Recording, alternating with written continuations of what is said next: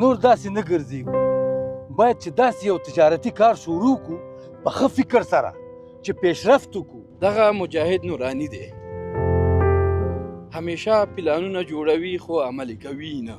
زما په فکر کې داسې اپلیکیشن راګرځي چې د ډرون په کامرې کې به خلکو ته چای رسو. دغه عباس حکیمي دغه ځوان همیشه په موبایل کې مصروف وي.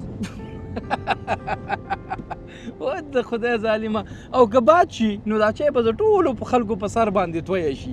او بله دا څومره خوندور اپلیکیشن یې جوړ کړی دی، نوم ورباندې چای پای کېده، چای پای.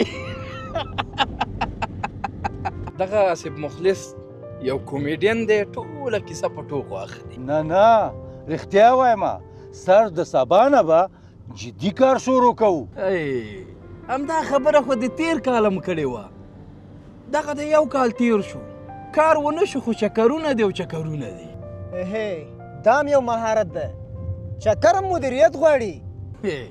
په ما خو دومره ډېر چکرونه والي دي، که چېرته دا پیسې م جمع کړی وې اوس به م په یو بل ښایسته موټر اخیستی وې.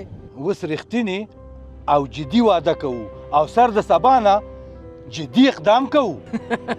د نن کار سبا ته مه پرېږده، خو که سبا چېرته باران شي نو بیا. باران خیر، که برق لاړ شي دا د ما اپلیکیشن به څنګه شي؟ ګوره، که برق لاړو او که باران شو، تاسو چای تیاری کوئ، نور کارم په ما. کله ناکله پلانونه همداسې په چای کې جوړیږي، خو ملګري تر پلانونو مهم دي. یوه خبره بله په یاد ولرئ، د نن کار سبا ته مه پرېږدئ.